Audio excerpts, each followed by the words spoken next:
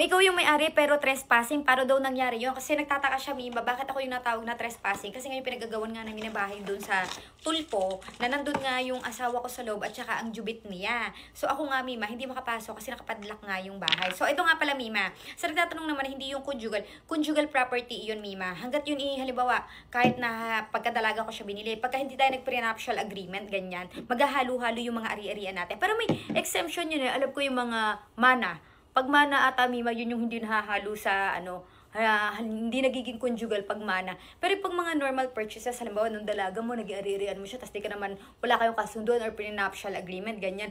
Conjugal pa din siya, Mima. Ganun yung nangyari sa amin. So, nandun na tayo sa conjugal. So, parehas na kami may-ari ng aking asawa. Kumbaga, parehas na kami may karapatan doon. Ngayon, tinira niya doon ang kanyang jubit. Hindi na ako doon nakatira doon Tinira niya doon ang kanyang jubit, tapos tinira niya yung mga pamilya nung jubit niya. So, mas malakas yung porsa nila. Kasi, Mima, wala kaming kamag-anak. Ako na yata yung pinakamatanda sa pamilya namin, wala kami mga tatay ganyan, yung nanay namin weak pa. Wala kaming ganun-ganun, Mima. Ako nga ang pinakamalakas diba sa pamilya. So, ang nangyari noon, hindi ako makapasok, Pinapadlock nila yung bahay pag nasa loob sila nakapadlock. So, ang ginagawa ko noon, kasi nga, ayoko pa magtulpo noon kasi syempre matitibi. Ang ginagawa ko, inuustorbo ko muna sila para hindi nila gustong tumira doon. Kasi nga, akin nga yun. Para sa akin, akin yun. Saka yun lang yung matitira ng mga kapatid ko kasi wala naman ako ibang property. Unlike to sa asawa ko na meron naman siya ibang property pero gusto niya rin yun. Syempre alam mo naman, it's the more the merrier yung atake niya. So ganoon na nga, andun yung pamilya ng niya, ganyan. Tapos iniistorbo ko lang siya. Minsan nga 'di ba nakapadlock yung bahay, nasa loob silang ganyan. Ginagawa ko, bumibili ako ng ibang padlock. Syempre wala silang susi noon. Double padlock ko sila doon sa loob para kahit ma-open yung mga padlock nila, hindi rin naman nila ako papasukin, hindi ko na rin sila palalabasin. So ganoon, iniistorbo ko nga sila. Tapos may one time nga na binato ko yung may sliding door yun sa taas. Ako naman nagpagawa din ng bahay, Basta akin nga yun, So, gano'n na nga, meron ng sliding door sa taas. Binabato ko yun ng bato, tapos tatakbo ako na ganyan. Kasi hindi ko naman nga yun malalabanan. Kasi nga, puris of the poor nga ako. Ganun kahalaga ang pera, Mima. Maniwala kayo sa akin. So, gano'n. Yung last kong ginawa, yung sinabuyan ko na ng pintura, yung sasakyan na nakapark sa labas.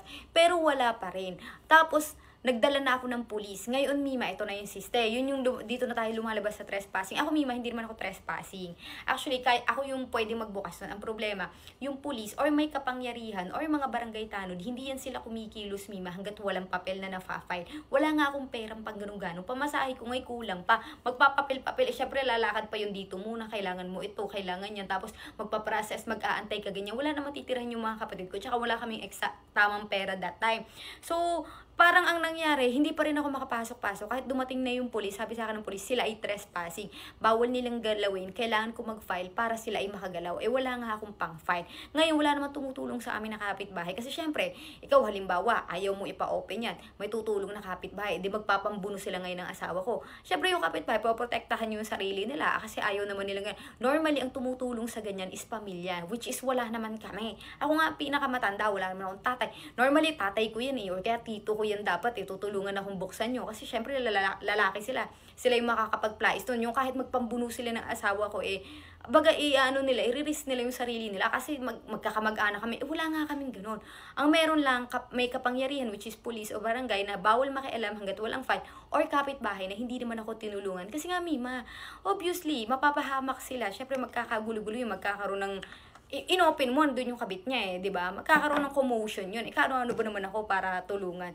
Ako naman, hindi ko kaya. Tinanray ko na yung ginanong-ganong ko na yun. Ang hirap, Mima. Talagang matibay yung binili niya. Tsaka minsan 2 padlock pa. So, ayun. Kaya napunta na ako sa Tulpo. Kasi no choice na ako. Wala rin akong perang pangpal. Kaya nagpunta na lang ako sa Tulpo. And then, ayun naman, after 2 hours, tumakbo siya. Kasi sabi ni Tulpo sa kanya, ganun ba yan?